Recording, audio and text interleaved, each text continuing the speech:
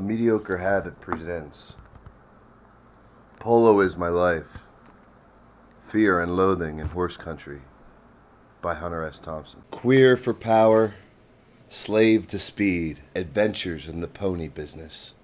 Arms, my only ornament, my only rest, the fight. Cervantes, Don Quixote. 1. Whooping it up with the horse people, trapped in a world of beasts. The genius of Genghis Khan and the beauty of sweet Belinda, on fire with the polo fever. Polo meant nothing to me when I was young. It was just another sport for the idle rich. Golf on horseback. And on most days I had better things to do than hang around in a flimsy blue-striped tent on a soggy field far out on the river road and drink gin with teenage girls. But that was the old days, and I have learned a lot since then.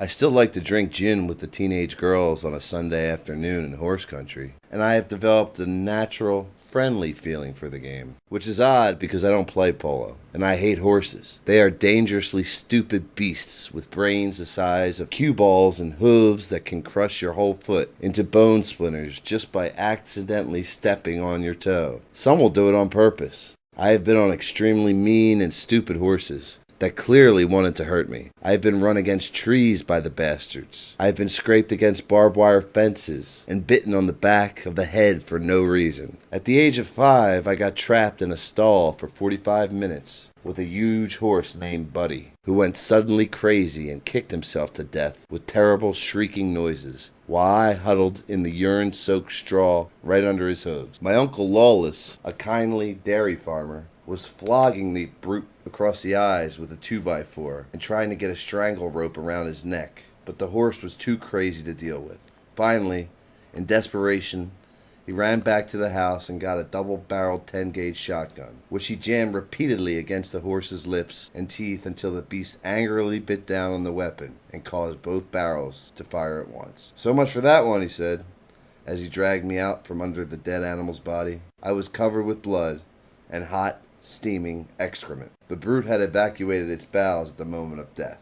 No one seemed to know why it happened. It was a suicide, the vet said later, but nobody believed him. Uncle Lawless loved animals, and he was never able to reconcile murdering that horse with his basic Christian beliefs. He sold his farm and went into the real estate business in southern Indiana, and finally, he went insane. The main problem with horses is that they are too big to argue with when they're angry, or even bitchy for that matter, and high-bred horses are notorious for their bitchiness, which might be cute or fey in a smaller animal, but when a beast that weighs 1,200 pounds goes crazy with some kind of stupid pike or jealousy in a room not much bigger than the handicapped stall in a Denver airport men's room, bad things will happen to anybody who tries to argue with it. Fractured skulls, broken legs, split kidneys, spine damage, and permanent paralysis. The kick of a horse at close range, a hoof flicked out in anger, is like being whacked in the shins with a baseball bat. It rips flesh and shatters human bones. You will go straight to some rural emergency room,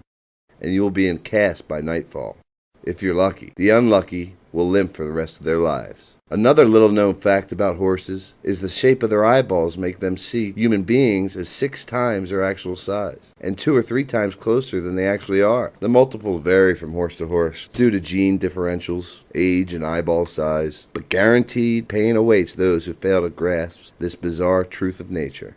Imagine how you would relate to your dog if you thought it was 6 times bigger than it actually is. 50 years later. On some days you find too much queerness in your life. It happens suddenly, or at least it seems that way. But in truth, it is like a boil bursting, an eruption of foul juices that were there all along, and then suddenly erupted for many eyes to see. And so it happened in the summer of '94 that I found myself happily wandering the back roads of the professional polo circuit, looking for weirdness and action. It was dumb, but so what? Dumb is a nice way to travel in some neighborhoods. And on some days, just looking for action is almost as good as finding it. Be careful what you wish for, a beautiful woman once told me, because your wish just might come true. Well, maybe so, I thought. But some things are too important to give up in this life. and I was not about to quit wishing or dreaming or even hallucinating just because some high-strung, calculating polo beauty said it might not be good for my health. When I want advice like that, I will call the White House or the nearest police station.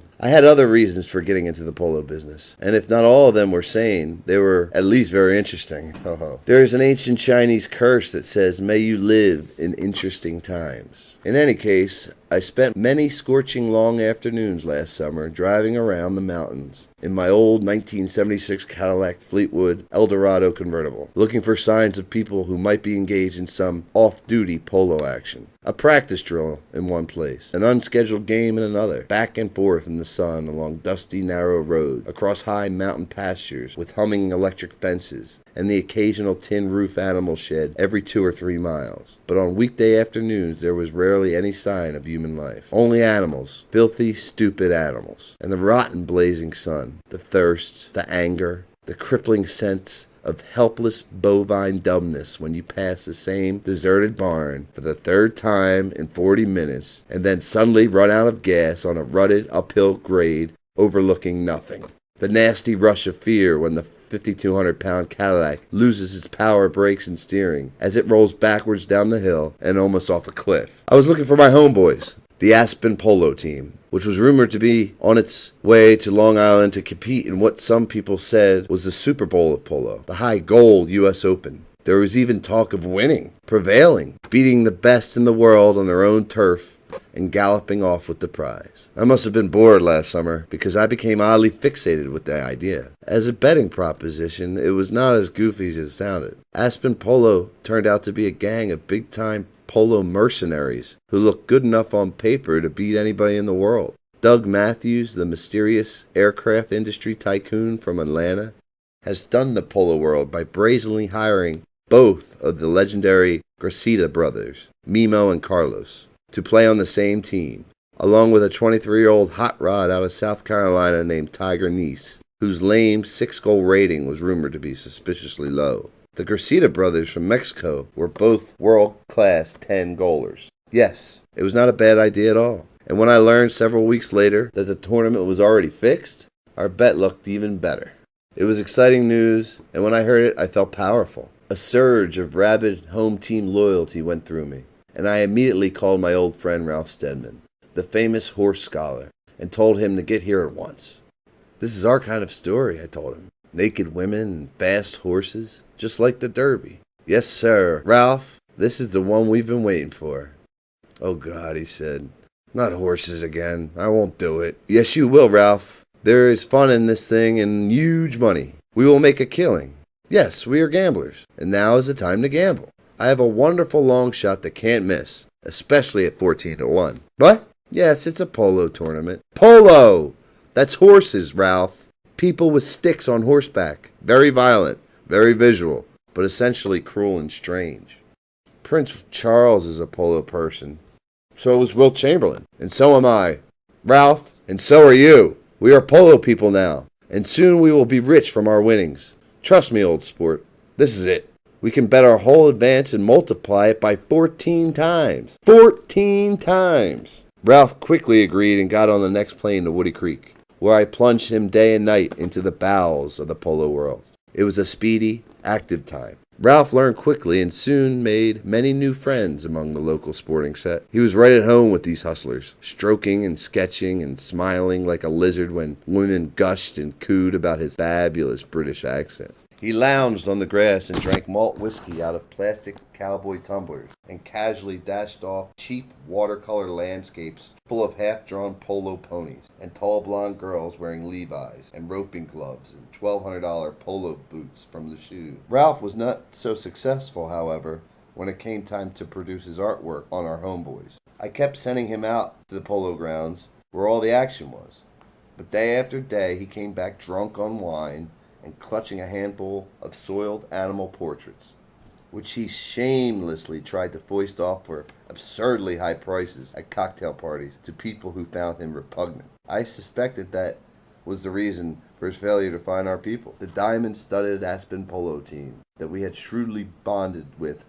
sight unseen and were now deeply committed to support all the way to the end, which we did like senile converts to some joyous, chicken-worshipping cult. And we put aside everything else in our lives, our brains, our fortunes, and even our sacred honor, to risk everything on this harebrained scheme to follow my gambler's instincts on some long-shot pickup team of disloyal cowboys who got stoned one night and decided to make a move on the biggest prize in U.S. polo. Genghis Khan played polo, and in the end he became a slave to it. Genghis loved the game, and he followed the brutal circuit wherever it happened to take him. He discovered the sport while conquering Persia in 1219 AD. When his army of fierce Mongolian horsemen swept down on the golden kingdom of Muhammad Shah Khwarizm and raped the whole culture of Persia. The Mongols were merciless brutes with no sense of humor. They rode powerful horses at top speed and trampled anything that got in their way. Nothing could stop them. In time, they conquered the whole world, all the way from the Pacific coast of China to what is now called the English Channel. Nobody argued with the Khan in those days, but some of his generals were nervous enough to ask him for some technical tips. "Oh, great Khan," they said, "how the fuck do you expect us to conquer the entire world, which is full of savage, powerful, crazy, vicious tribes in every direction, without spending the rest of our lives on the job and never coming back except as skull mementos?" "Horses," said the Khan. "We can do it in 30 days if we start now and take all our horses. Those bastards won't fight for long. Some of you might even be back home for Christmas." The generals cheered, and the armies moved out towards China, towards India, toward Turkey and Persia and Russia. And behind each army of mounted warriors trailed another vast army of horses, 2.5 million strong, young ponies with oversized lungs and no fear of blood, and twice as fast as anything bred in Arabia. Nobody walked in the Khan's army. The Khan had a sophisticated sense of direction, but no sense of distance at all, and that is why he set off to conquer the world on horseback. But Persia was a lot farther away than he thought, and by the time they got to Samarkand, he was beginning to question his sense of time. It had been 2 years since they left Mongolia, and nobody had gone home for Christmas, not even the Khan. He was desperate for new forms of amusement. The troops had to rest from time to time, and if they didn't have organized entertainment, they might mutiny and bring shame on themselves. They were whores, of course, but they were killer whores with spears on millions of horses. The Khan had been away for so long, he had forgotten what home was like, and he had taken on several new slave brides in the course of his long and orgiastic journey. His sense of family values had collapsed, and he longed for something permanent, something pure, some higher and finer form of human expression that would lend meaning and nobility to this primitive, harebrained crusade that he had conceived in a moment of flaky hubris while ripped to the tits on opium. That was when the first and greatest of all Khans discovered polo. He picked it up from the conquered Persian nobility. It was a natural game for his horsemen, and it kept them sharp for battle. The Khan was getting tired of hearing about all the atrocities that his men were committing, just because they were bored. So he ordered his generals to form teams of their best warriors and work out their bloodthirsty frustrations in mock war games. His troops seemed to love it. It gave them something to do besides chopping off heads and pouring molten silver up people's nostrils. The Khan called it high-stakes polo. The winners went on to the next round of play, while the losers were publicly humiliated, then decapitated, so their heads could be used as balls in tomorrow's games. The deadwood soon sorted out, and a certain hierarchy develops. Rich Persians were forced to compete, and if they lost, their entire families were sent back as slaves to Mongolia, which was, among other things, a very ugly 3,000-mile walk across jagged rocks and uphill through valleys of ice to the unimaginable horror of the Mongol kingdom. Many of Persia's best and brightest died horribly on these slave caravans. The Mongols raked off so much of the Persians' gene pool that the kingdom never recovered. Genghis loved the game and played it constantly, even risking his own head from time to time in major contests between armies. He never lost, of course, and he was usually a good sport about taking the losers' heads. After all, he owned all the best ponies. The Khan owned everything in Mongolia and everywhere else, but he was a sensitive man, and he tried to be gentleman about it. He was the first to understand that. In polo, the horse is what really matters. The horse is 85% of the game, he said once. And he was right then and now. Any fool can glue himself to a horse and swing a mallet at full gallop at some round thing bouncing along on the grass, as long as he's on a good horse, a finely trained polo pony that knows how to keep from killing its rider, assuming the beast doesn't want to kill the rider, and the finest polo player in the world will be helpless on a bad horse. It'd be like entering a motorcycle race on a 30-year-old Cushman. Polo was the Khan's passion. He cared for little else. And when his armies moved, he moved with them, because he couldn't stand to be without the game. By the middle of the 13th century, his fast advancing armies had spread polo out to most of the world, from China in the east to Europe in the west, and all the way south to India, where the British picked up on it about 600 years later, and then sent it across the ocean to the colonies of the New World. It caught on quickly in New York and Virginia, and in Argentina it became a national mania. What polo people call gentleman's polo is a very different game from professional or high goal. The gentleman's version is an amateur horse sport, a kind of rodeo for rich cowboys that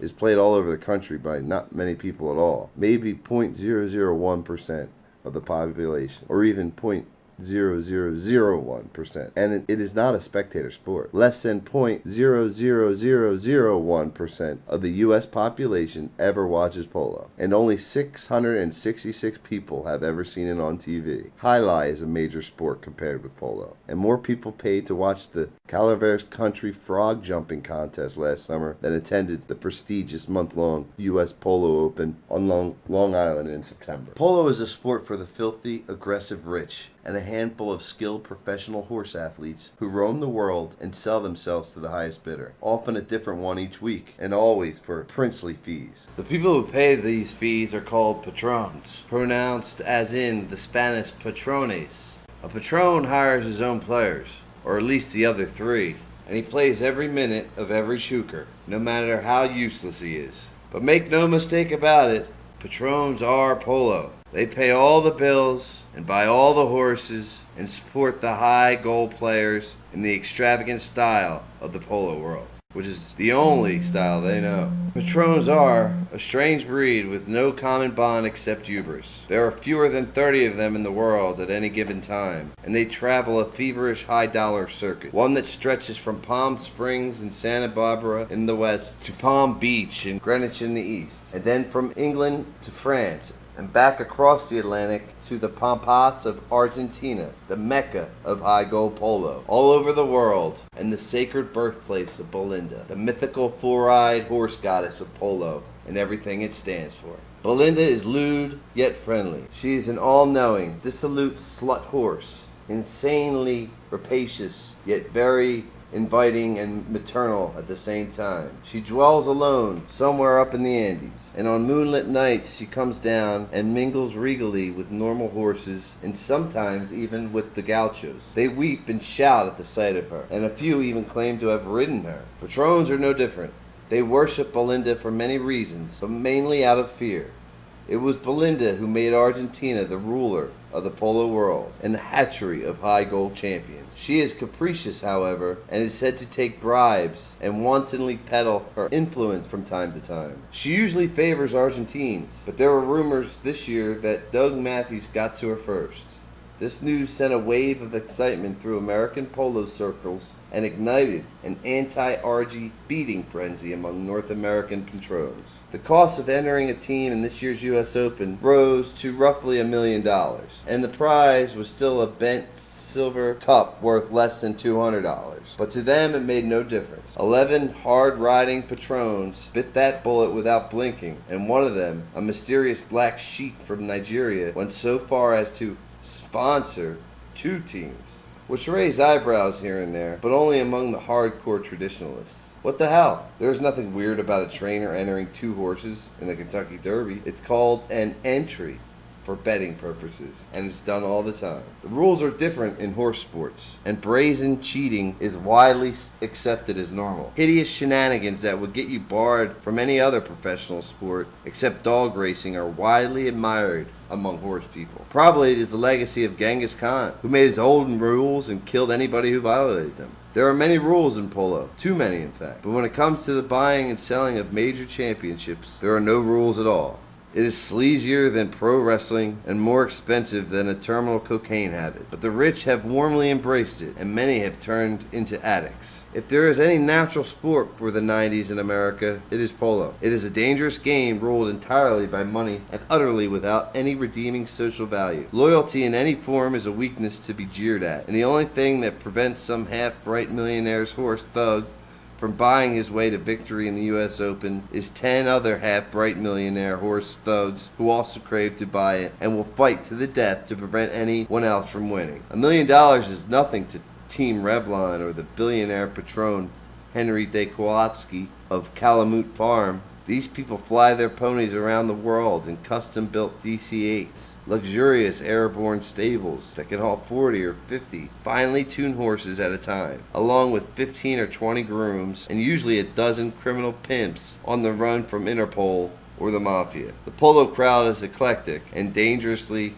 hag-ridden with narcissism and treachery, and that is the way they like it. Victory is all that matters. The difference between a 10-goal champion and a wretched, unemployable 3-goaler is essentially in the diet. The best and the brightest on the high goal circuit eat only the hearts of wild animals, while the 3-goalers live on horse meat, but none of them will talk about it. And why should they? Many things are known in the sweaty gray world of the polo stables, but the truth is rarely spoken. The rigid code of omerta is what holds the sports together. 2. The Long Island Experience. Savage interlude in the Garden City Hotel. A violent meeting with Harriman. The brutal flogging of Hugo and the man who swam with rats. Memo to Shelby Sandler, Senior Editor, Polo Magazine. From HST/Al Farm, September 15th, 94. Dear Shelby, thank God my homeboys are winning. I can't wait to get there and cheer them on. My heart is swollen with pride. Hell, who could have thought it would happen? That a gang of my homeboys from right down the road would work themselves into a frenzy and then beat the whimpering shit out of everybody in the famous U.S. Open? Life is crazy, eh? I'm leaving for New York in a few hours, straight like a bullet to the Garden City Hotel on Long Island. We go against the terrible, savage Redlegs on Sunday, and I'm so pumped up that I almost can't stand it. And what about our seating arrangements for the ball on Friday? I think we must sit with my teammates. Anything else would be unnatural. I won't come all this way for nothing. In closing, let me make you aware of a horrible rumor that is floating around, that my homeboys can't lose. If you know what I mean. Yes, there are whispers about a fix, of people going into the tank, and that many palms have been greased. It gives me the creeps, frankly, and I pray it's not true, but it worries me nonetheless. So long for now. Yours, Hunter. The magazine sent me an assignment. A tall, jittering young man named Tobias who picked me up at the airport. Welcome to New York, he said. I have a present for you. He handed me a large gift-wrapped box containing a hideous blow-up doll named Terry. According to the information on the box, which also said she had a real-life vibrating vagina and a luscious lip deep open mouth. There were other special features and a stern warning not to exceed her maximum 275-pound weight limit, or she might explode and disappear. You should see her tits, Tobias said. They are bigger than Ginger Baker's head. He grinned idiotically and made a spastic jack-off motion, then loaded Terry onto the cart with all my other luggage. She was going to be a part of our lives now. I knew she would be with us for a while, for good or ill. Our car is right out front, said Tobias. I'll have it brought up. The hotel is not far, and I am a very skilled driver. Like to drive fast. Everything else, he said, turned out to be a lie, but I was not surprised. I sensed there was something deeply wrong with him. He had no idea where the car was, and I sat on the curb for an hour and a half while he searched for the Lincoln, roaming alone through the bowels of the huge parking garage. It was another tortured hour before we got back to the hotel, and we managed to check in without incident. You will never drive again, I said to him. There is something wrong with you. Don't ever touch this wheel again. From now on, I'm driving. I was introduced to the manager as Dr. Franklin, the famous author and world-renowned photo zealot.